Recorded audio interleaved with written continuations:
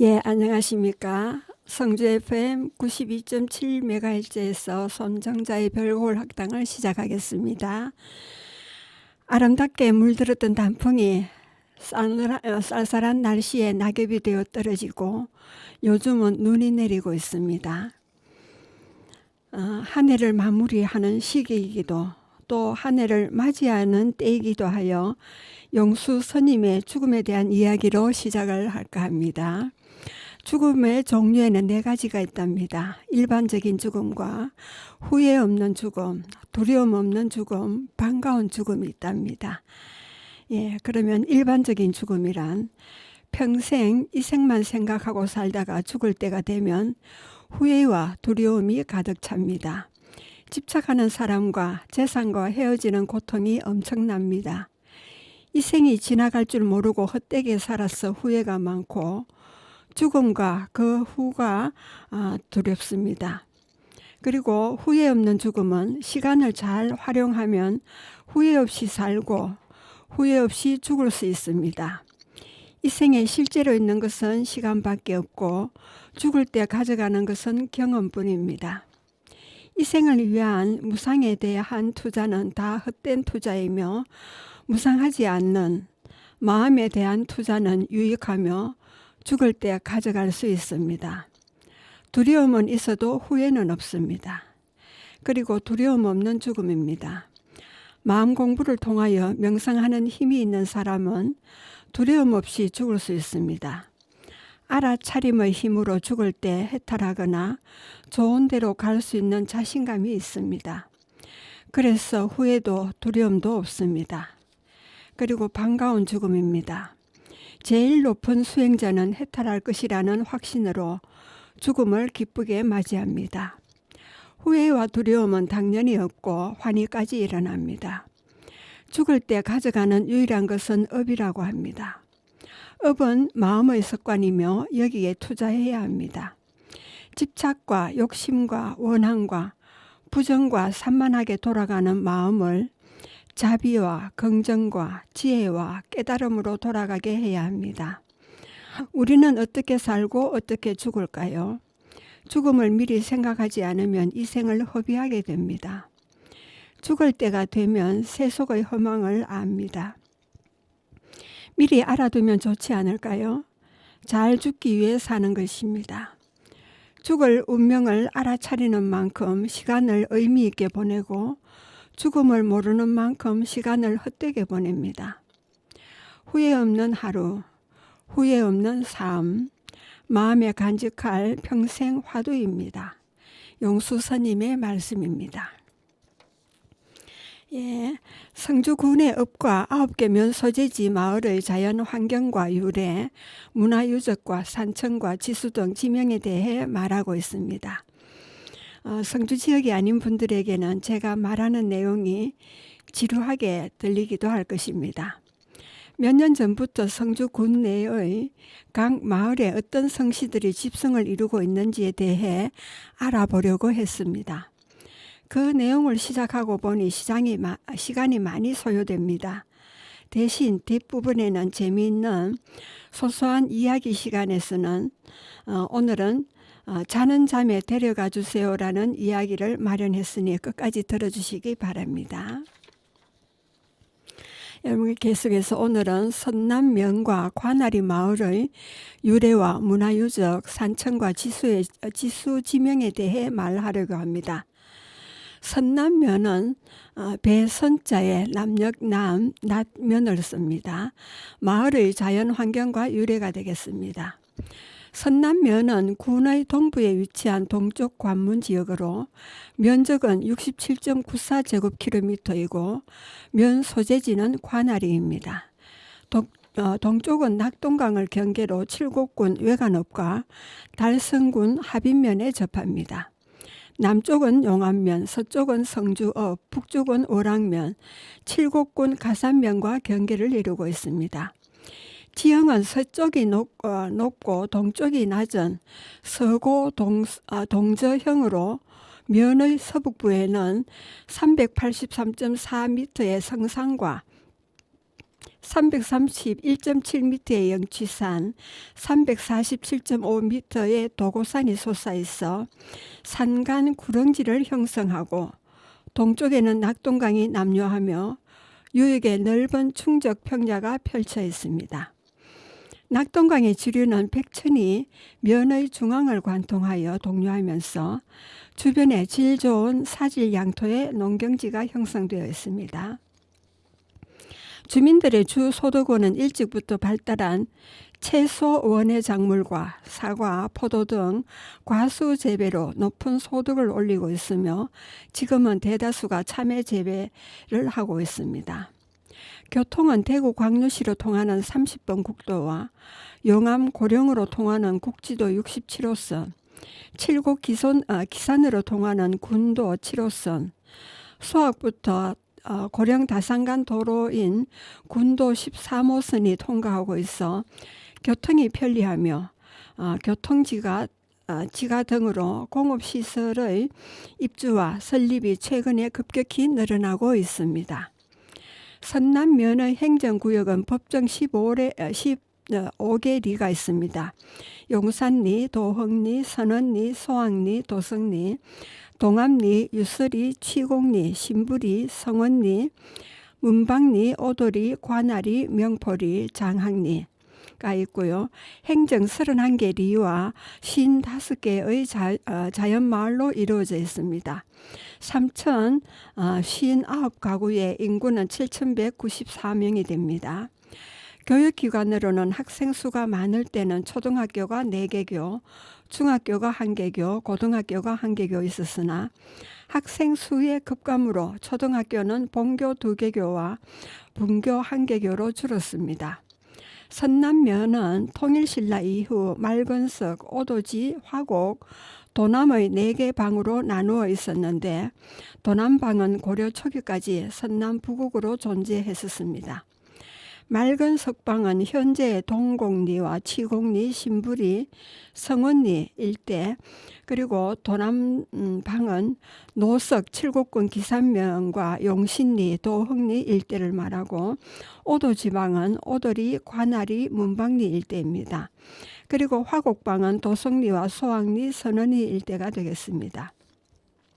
이후 1602년 목사 신경진이 맑은 석방을 산남방으로 개칭하고 1945년 목사 김횡이 오도지방을 오도방으로 개정했습니다. 1895년에는 각 방을 면으로 개칭하고 1906년 산남면과 오도면을 오산면으로, 도남면과 화곡면을 남곡면으로 합면했습니다. 그리고 1914년 행정구역 통폐합 때 남곡면과 오산면을 통합하여 선남면으로 개편했습니다. 1983년 2월 15일 행정구역 조정과 개편에 따라 노석동이 칠곡군 기산으로 이관되고 용암면의 유수동이 선남면으로 편입되었습니다. 1988년 5월 조례 제1075호 각 동이 리로 개칭되고 1989년 1월 1일 용암면, 명포리, 장항리가 선남면에 편입되었습니다. 선남면은 낙동강의 경계로 대구시와 근접하고 도로망의 확충으로 도성리와 용신리, 문방공당 지역에 산업시설이 급격히 늘어나고 있습니다. 특히 도성리를 비롯해 소왕리와 용신리, 동암리, 명포리 등에는 근래 개별 공장의 입주와 신설이 집중되고 있어 난개발로 인한 교통과 소음, 경광 등 거주 환경이 나빠지고 있습니다. 그리고 토양과 수질 등 자연 생태 환경의 오염이 우려되고 있기도 합니다. 문화유적을 하는 경상북도 기념물 제59호로 지정된 도산서당 부고산숲과 경상북도 민속자료 제116호인 박구효자 정엽이를 비롯해 관아리, 치곡리, 고인돌, 각종 누전과 제사 등이 있습니다. 면 내에는 한평노시와 충주석시가, 그리고 관아리와 동암리, 문방리에는 성산 이시가, 이시와 남양 홍씨가 있고, 서원리에는 고령박씨, 도성리에는 밀양박씨 등 다른 지역에 비해 집성층이 많은 편입니다. 예, 여러분은 지금 성주 FM 92.7MHz에서 손정자의 별고울 학당을 듣고 계십니다. 예, 음악을 듣고 오겠습니다. 사랑은 세상의 반입니다. 민혜경의 노래가 되겠습니다.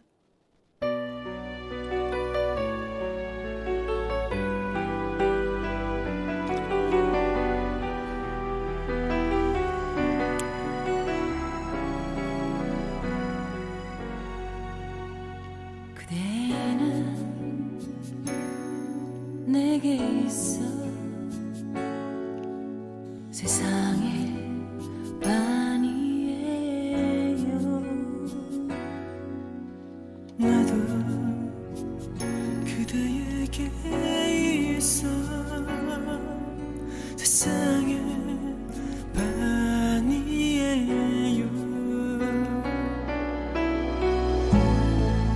어제 보았던 거리의 불빛이 오늘 이처럼 아름답게만 보이고 나그네처럼 떠돌아다니던 나의 영혼이 편안히 쉴 수 있는 건 항상 그림자처럼 내 곁에 서 있는 당신 때문이야. 그러니 우린 서로 세상의 반반씩이에요.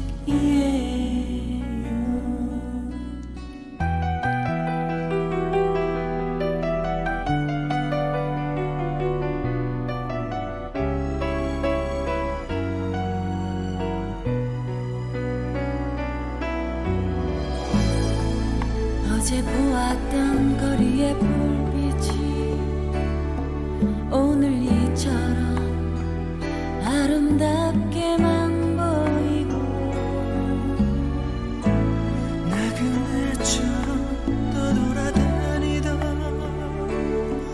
나의 영혼이 편안히 쉴 수 있는 건 항상 그림자처럼 내 곁에 서 있는 당신 때문이야. 세상의 빛깔이 달라지고 세상 모든 모양이 변해버리는 건 항상 그림자처럼 내 곁에 서 있는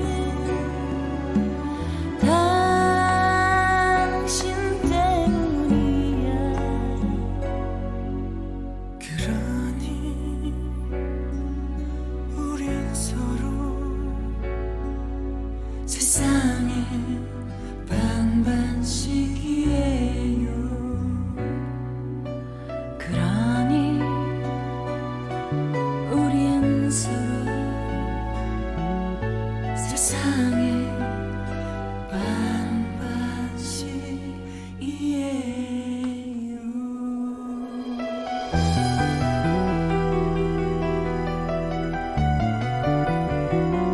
예, 노래 잘 들으셨습니까? 예, 계속해서 선남면의 관아리 마을의 자연환경과 유래에 대한 이야기가 되겠습니다. 여기서 관아리는 벼슬 관자와 꽃 화자, 마을 이자를 씁니다. 관아리는 선남면 사무소를 비롯해 각급 관공서가 있는 면 소재지 지역으로 선남면의 행정과 교육, 경제의 중심지입니다. 자연환경은 낙동강의 지류인 백천이 서에서 동으로 직류하면서 하천 주변에 넓은 평야지대를 이루었습니다. 동으로는 말티의 산등선을 경계로 도홍리와 도성리와 접하고 있습니다.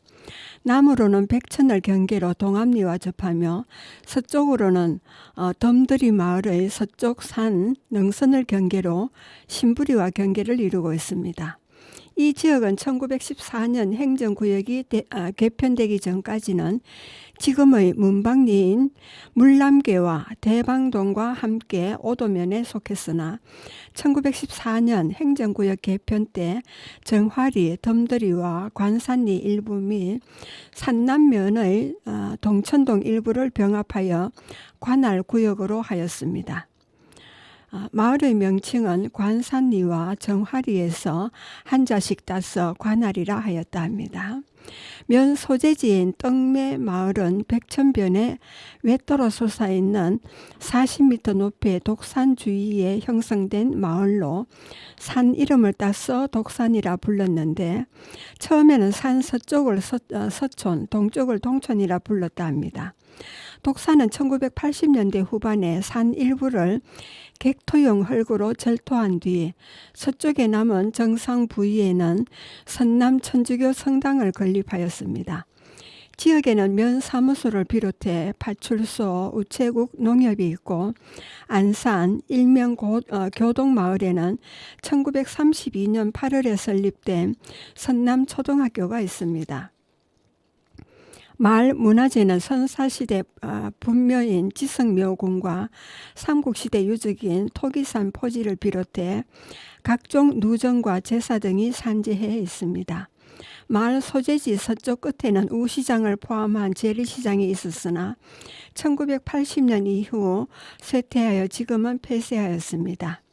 대구에서 전북 부안군 변산반도로 이어지는 국도 30호선이 종전에는 면 소재지를 통과하였으나 1980년대 후반경 면 소재지 북쪽으로 옮겨 4차선으로 확장되었습니다.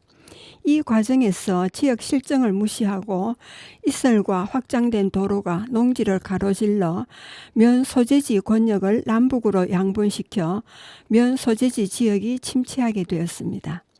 행정구역은 3개 행정리에 정화리와 안산리, 일명 교동리와 덤들이, 떡매리, 말티리 등 5개 자연마을로 구성되어 있고 310가구의 인구는 645명입니다. 그리고 관하 1, 2 정화리가 있습니다.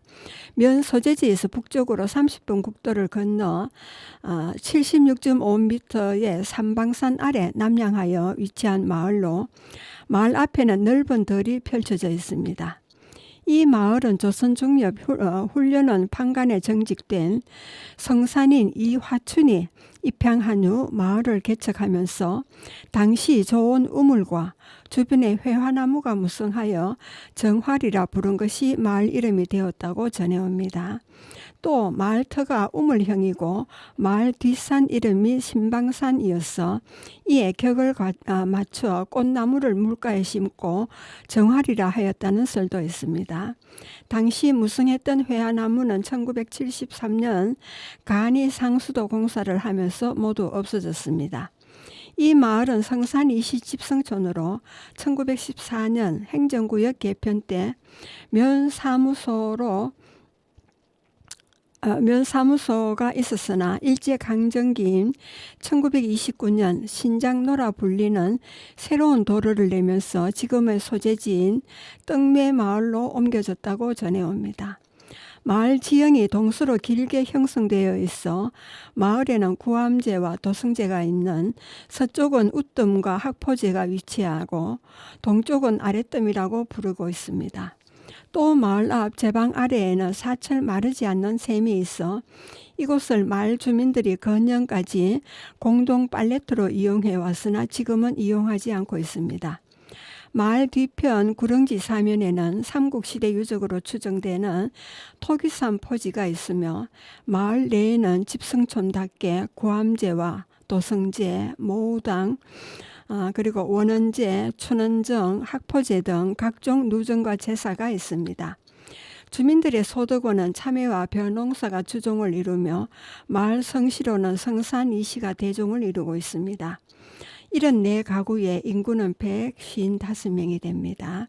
그리고 관하 1이 되겠습니다. 덤더리와 덤섬, 대흥동이 있습니다.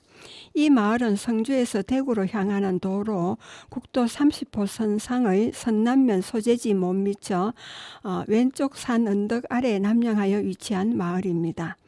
마을의 명칭은 여러 가지로 불리고 있으나 주로 덤섬, 덤더리, 대흥동으로 불리고 있습니다. 마을 유래는 마을 앞에 덤섬이라고 하는 큰 바위 3개가 있어 덤섬이라는 마을 이름이 되었다고 전해오고, 또 마을 뒷산 중턱에 바위가 많이 있어 덤들이라 부르고, 또 마을 앞의 덤섬을 기준으로 그 안쪽을 덤뒤, 덤들이라 부르기도 합니다. 이 외에도 이태연이라는 선비가 이곳에 입향하면서 크게 일어나라는 뜻에서 대흥이라 고쳐 불렀다고 전합니다. 마을 성씨는 성산이씨와 김해김씨, 밀양손씨 등이 다수를 차지합니다. 그리고 소득원은 참외 재배로 고소득을 올리고 있습니다.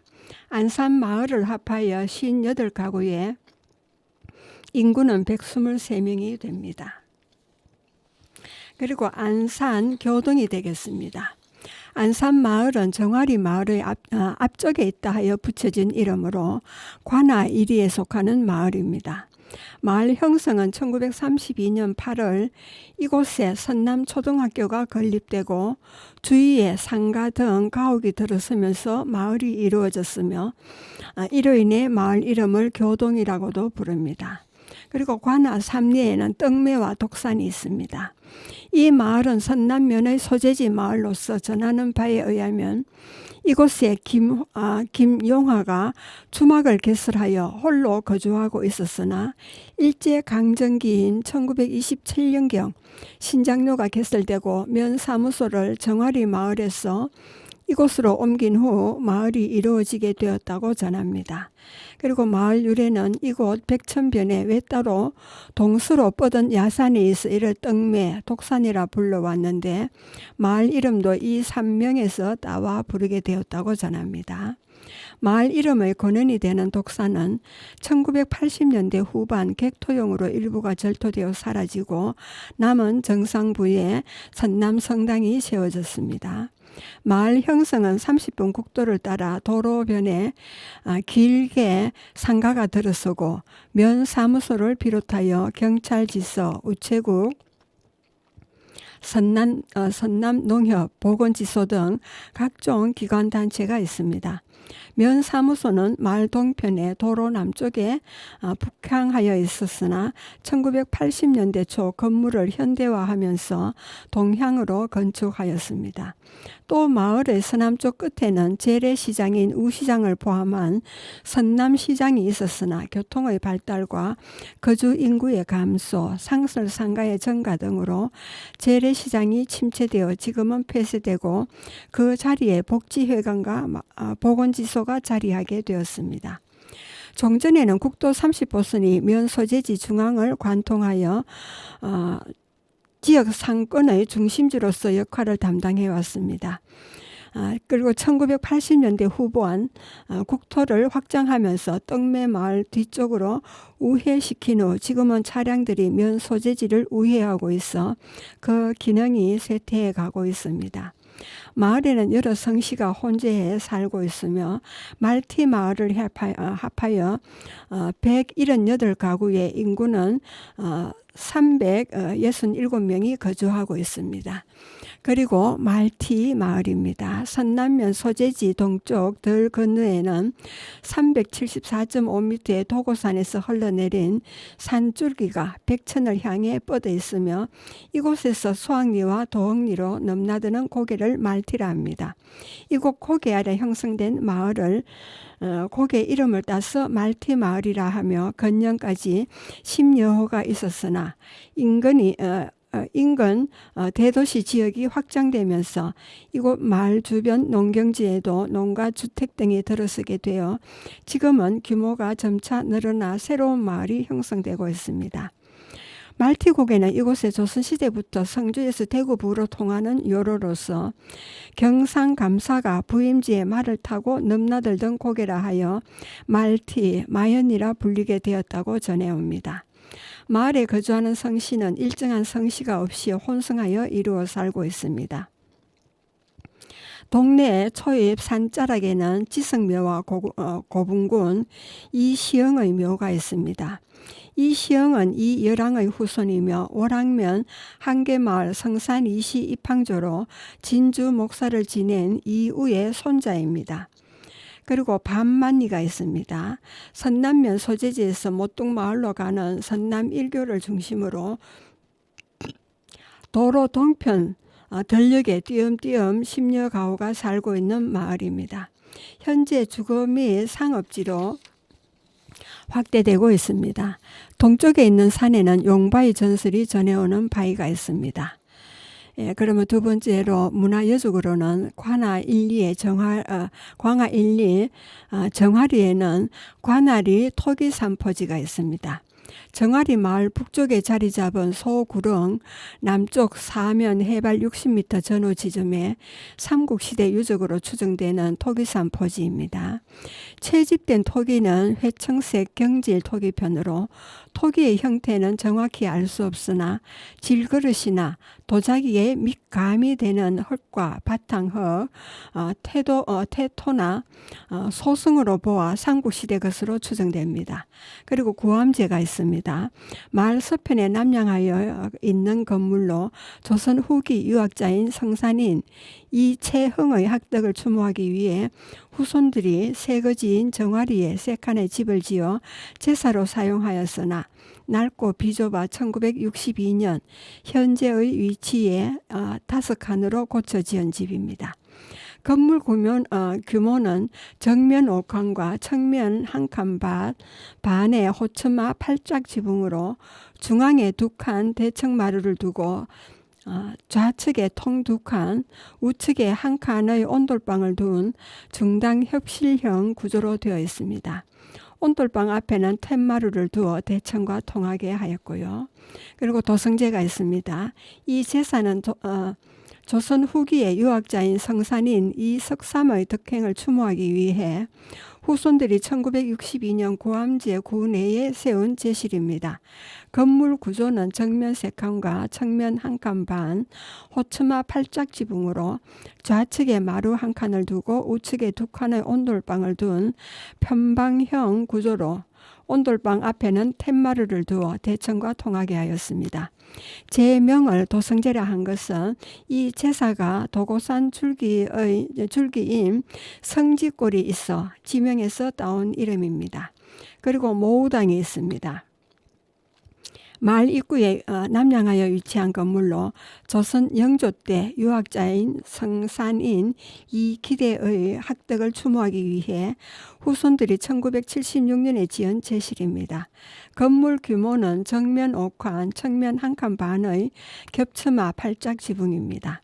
구조는 중앙에 2칸 대청마루를 두고 좌측에 2칸, 우측에 1칸의 온돌방을 둔 중당 협실형으로 온돌방 전면에 툇마루를 두어 대청과 통하게 하였습니다.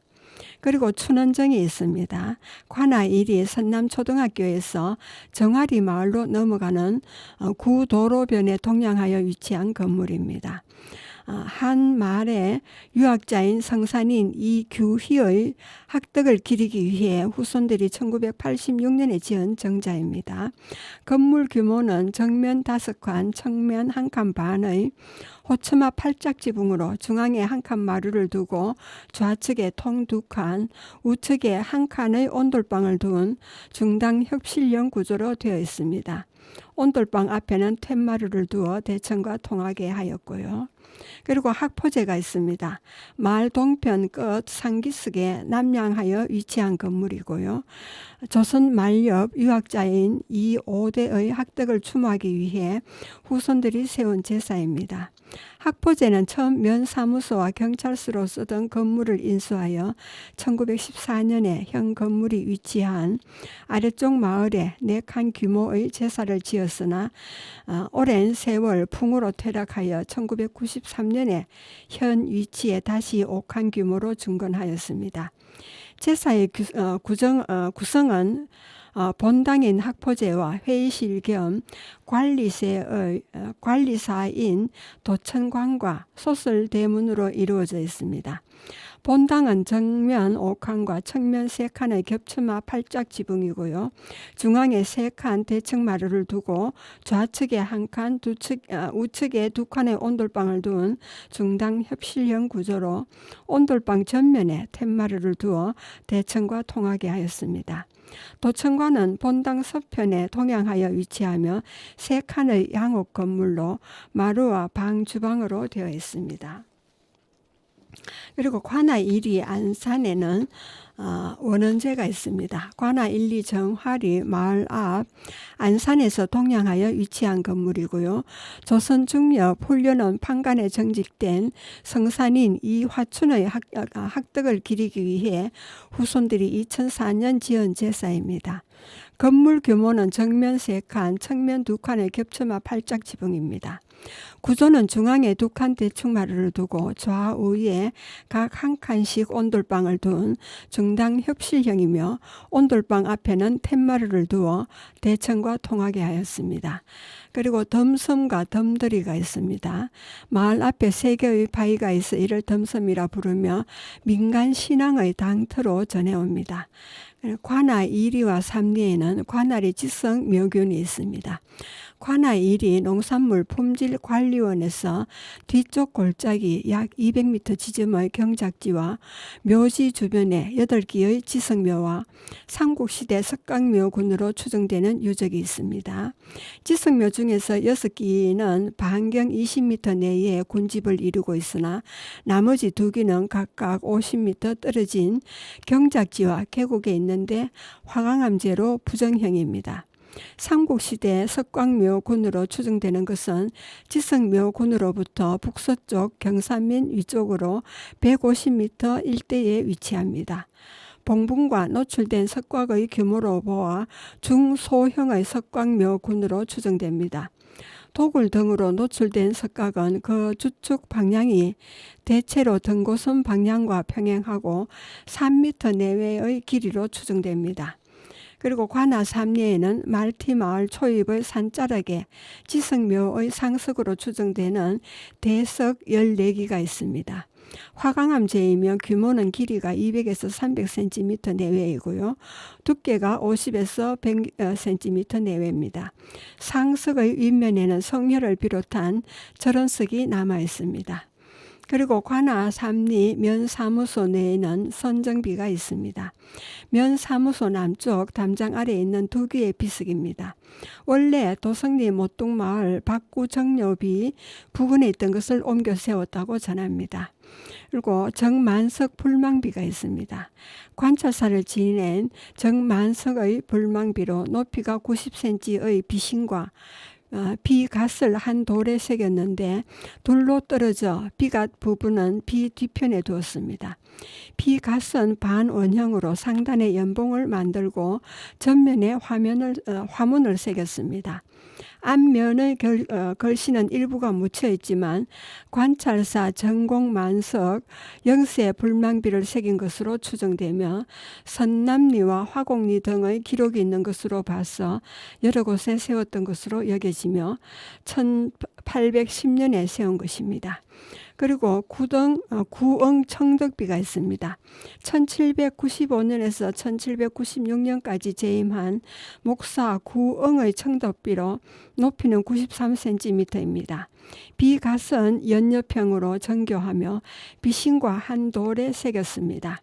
상단에 구멍이 있어 연봉형 장식을 별도로 만들어 끼웠던 것으로 여겨집니다.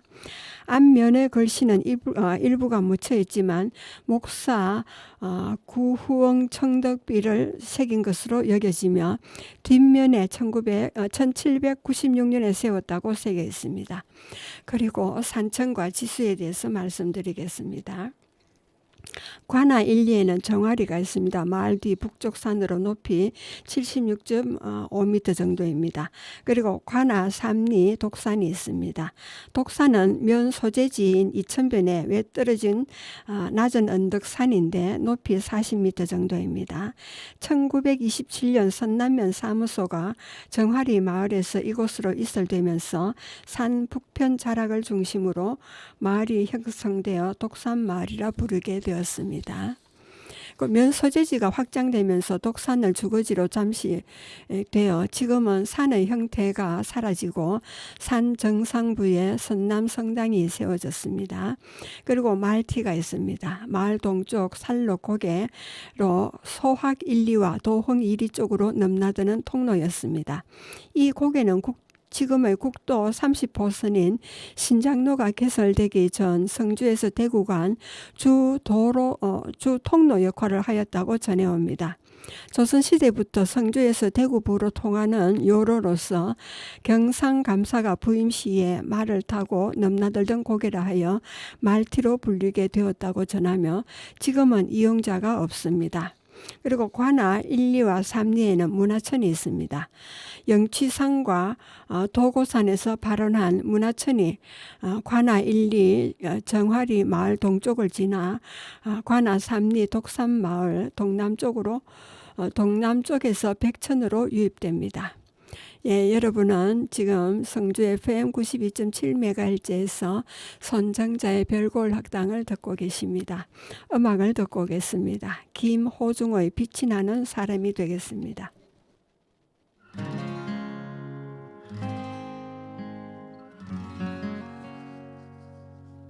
내가 긴 밤을 헤매고 있을 때 때론 슬픔에 잠겨 있을 때 거친 세상에 지독한 외로움 속에 혼자라 느껴질 때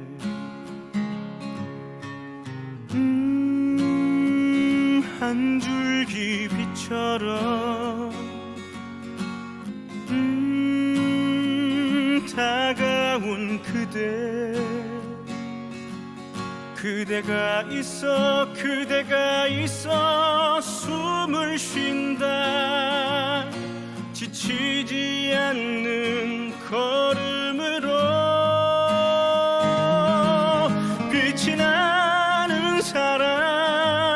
빛이 나는 사람 때론 하늘 아래 홀로 있는 외로움 비춰주는 사람 바로 그대 영원한 사랑으로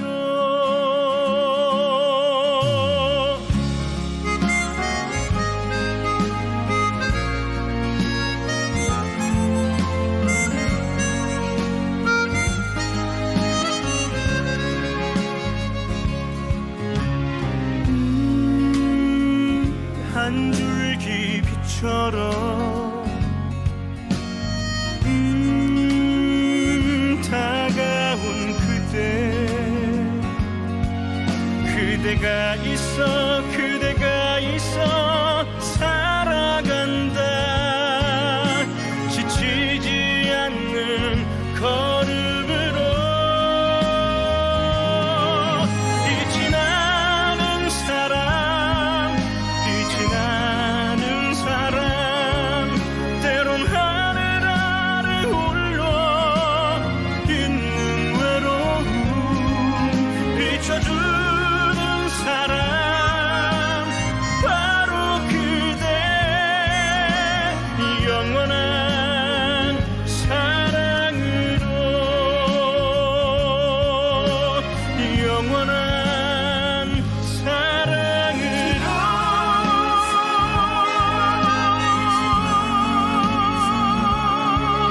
때론 하늘 아래 홀로 있는 외로움 비춰주는 사람 바로 그대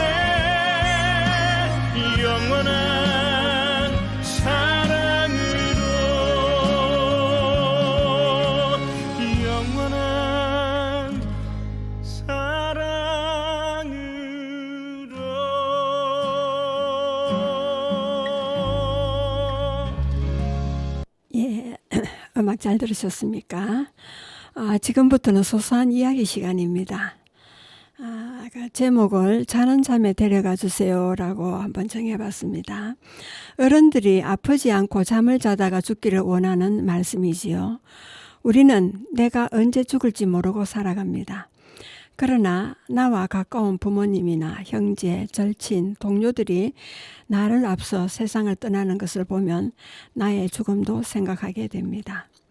저와 절친은 아니지만 20년 전부터 알고 지낸 사이의 자매가 금년 12월 중순에 자는 잠에 세상을 떠났습니다. 소식을 접하고 장례식장에 상문을 갔을 때 가족들의 말에 의하면 아침에 눈을 감고 있어 자는 줄 알았는데 확인해 보니 자는 잠에 떠났던 것이었습니다. 병중에 있다고 하여 병문안을 갔는데 80이 다 된 나이에 혈액암에 걸려 투병 중이었습니다. 나이도 들었지만 평소 신앙인으로 살아오면서 나름 죽음에 대해 준비를 했어인지 몸의 고통은 심해 보였지만 임종을 받아들이는 마음이라 그런지 표정은 편안해 보였습니다. 영전 사진과 장례 미사는 어느 성당에서 어느 신부님에게 부탁하고 장지 등 자신의 사회에 대한 준비를 모두 정리해 두고 있었습니다. 그리고 저희 부친도 생활전선에서 은퇴를 하신 후 대구 달성공원과 두류공원에서 미화 작업을 하시면서 간부직을 맡아 왕성하게 활동하고 계셨습니다. 어느 날 목에 생선 가시가 걸린 듯 음식을 삼킬 때 따끔거리며 아픈 증세가 있어 종합병원에서 검사를 받았지만 암 초기라 검사상으로 증세가 나오지 않았다고 합니다. 계속 통증을 느껴 다른 종합병원에도 검사를 받았지만 역시 검사상의 증세는 발견되지 않았답니다. 의사는 나이가 드신 분이니까 작은 통증에 과대 표현을 하는 것으로 착각하여 병원에 다니지 말라고 했답니다. 마음이 고운 부친은 통증을 참으며 1년을 지내는데 어느 날 물 한 모금도 넘기지 못하는 상태가 일어났습니다. 그제야 제게 연락을 하여 병원에 가서 검사를 받을 수 있도록 해달라는 말씀을 어머니를 통해 전해왔습니다.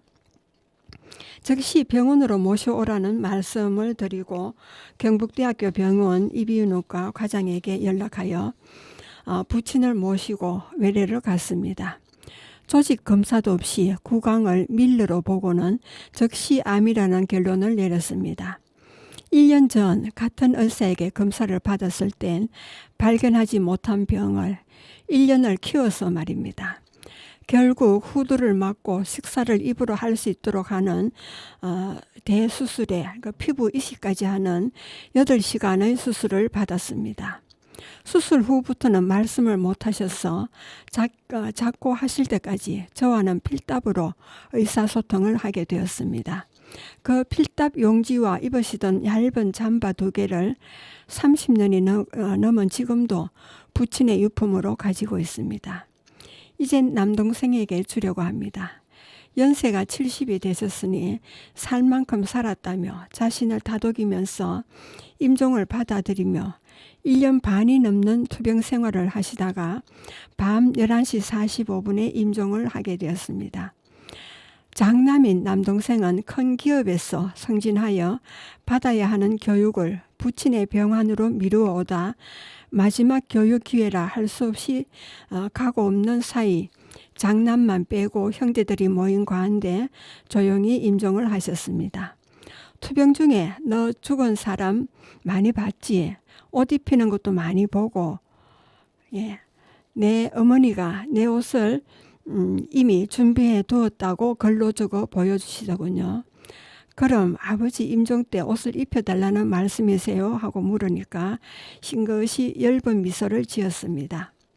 임종이 한밤중이라 집안 어르신을 부르기도 또 장의사를 부를 수도 없는 시간이라 몸이 굳기 전에 소염이라도 해야 되겠다는 생각해서 제사 때마다 조금씩 깎아서 사용하시던 향나물을 물에 끓여 몸을 닦아드린 후 수의를 입히고 소염을 해드렸습니다.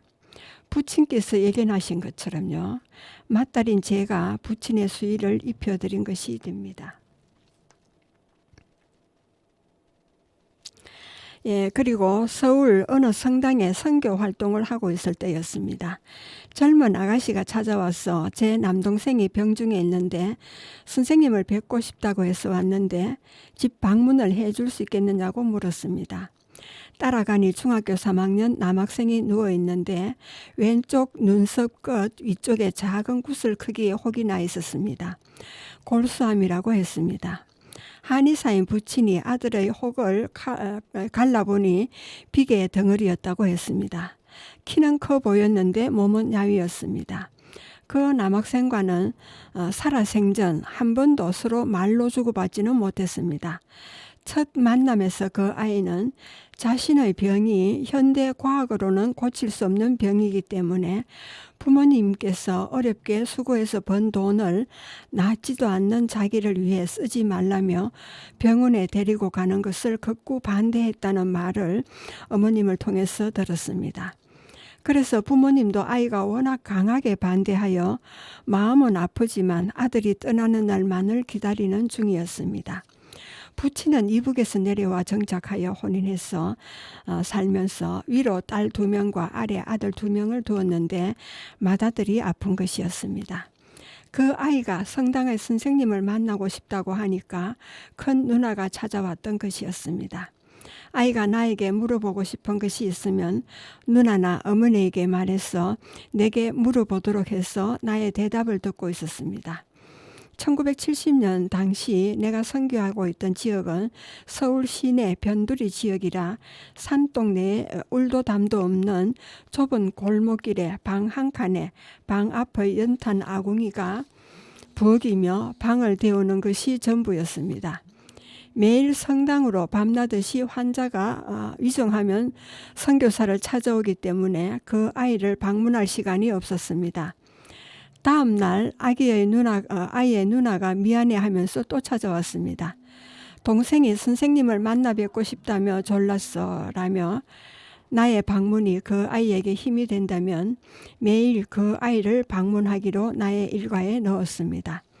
그래서 매일 방문하여 하늘나라에 계신 하나님, 예수님께서 이스라엘에 태어나시어 우리와 같은 삶을 사다가 가신 이야기 등 믿음에 대해 이야기하며 기도를 어떻게 하는지를 말해 주었습니다.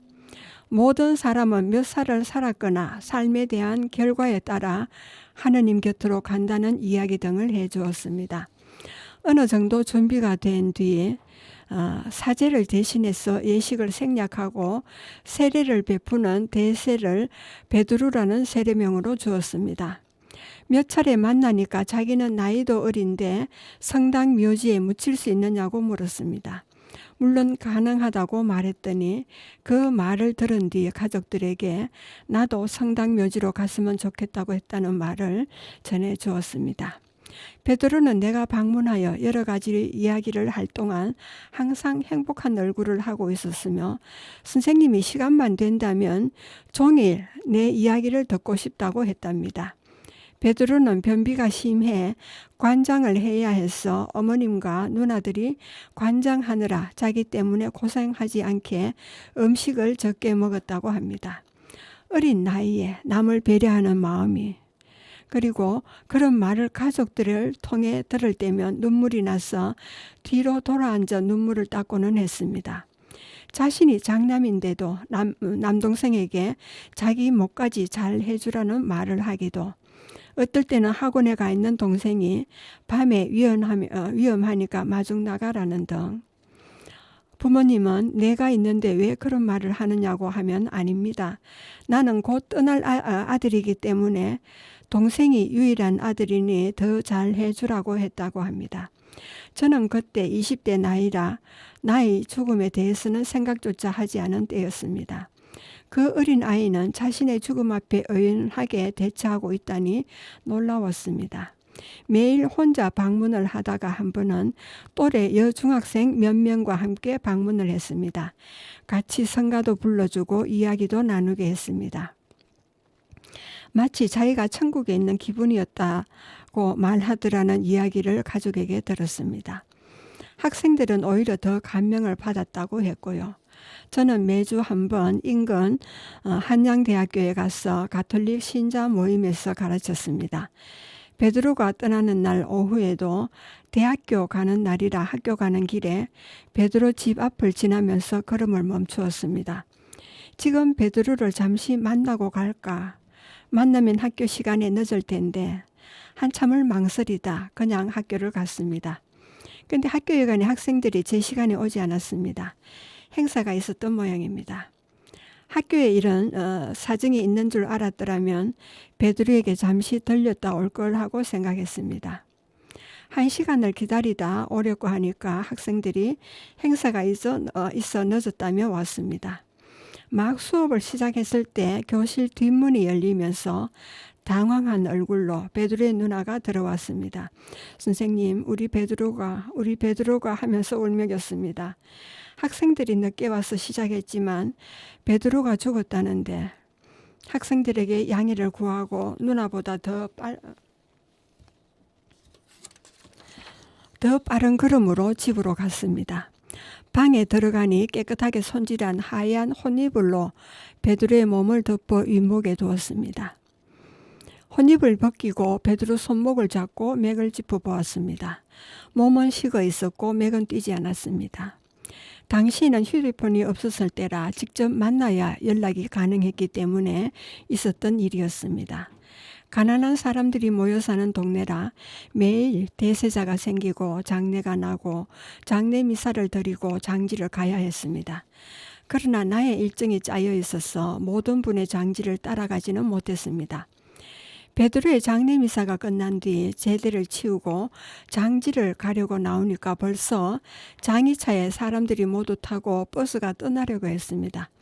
차를 세우고 나도 가야 한다며 차에 탔습니다. 일산에 있는 공원 묘지였는데 가는 동안 베드로야, 내가 살아서 가보지 못한 길이지라며 길가변에 코스모스, 들국화가 핀 얘기며 곡식이 무르익은 가을 들녘 이야기를 들려주었습니다. 장지에 도착하여 하관식 기도를 바친 뒤 주변에 핀 들국화 싱싱한 꽃을 꺾어 버려진 소주병에 물을 담아 베드로 무덤 옆에 넘어지지 않게 꼭꼭 묻어주었습니다. 베드로 곁에서 국화 향기 날리며 베드로의 벗이 되어달라고. 그리고 미국에서 파견 근무가 끝난 뒤 귀국하기 전 LA 교포가 운영하는 여행사를 통해 4박 5일 여행을 갔습니다.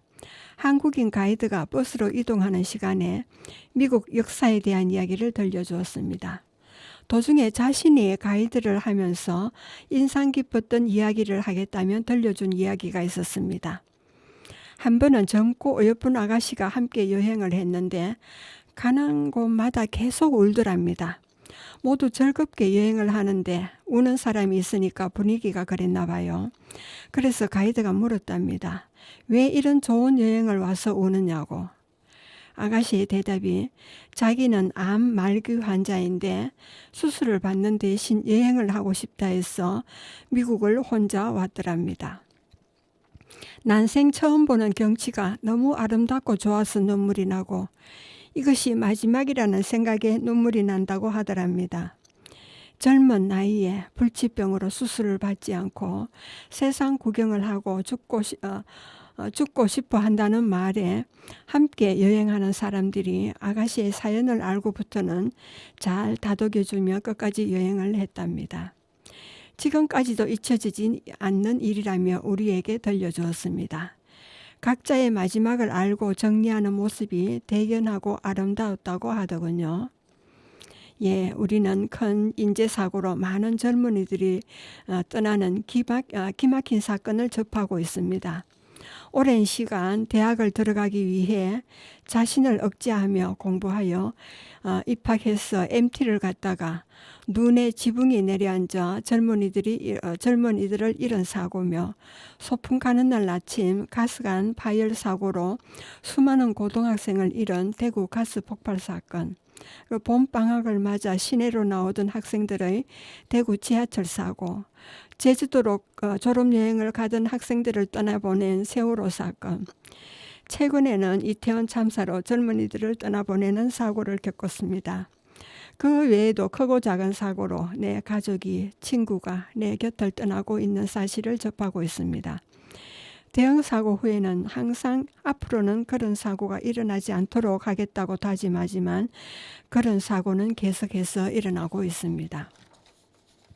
그래서 말인데 죽음이란 내가 아닌 다른 사람의 이야기로만 생각할 때가 있지만 죽음은 의외로 내 가까이에 있음을 알게 됩니다.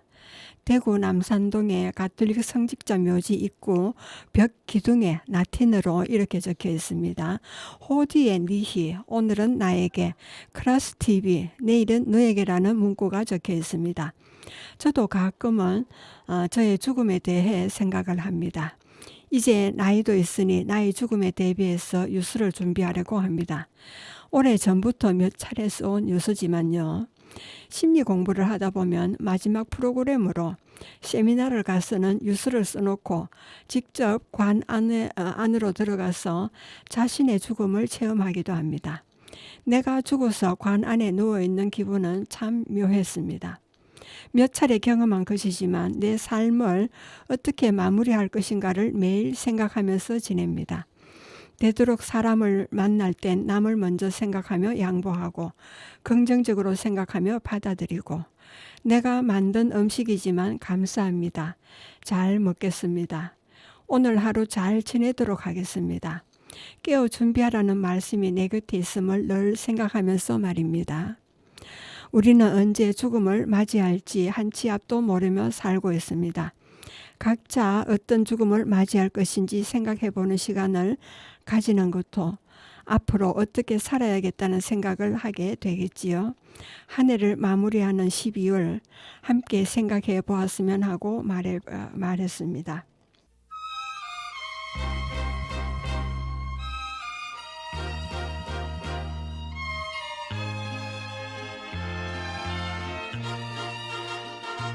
인생은 나그나기 어디서 왔다가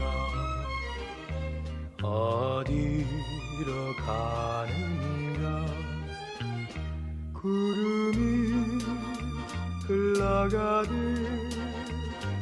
떠돌다 가는 길에 정일랑 두지 말자 미련일랑 두지 말자 인생은 나그나기 구름이 흘러가듯 정처 없이 흘러서 간다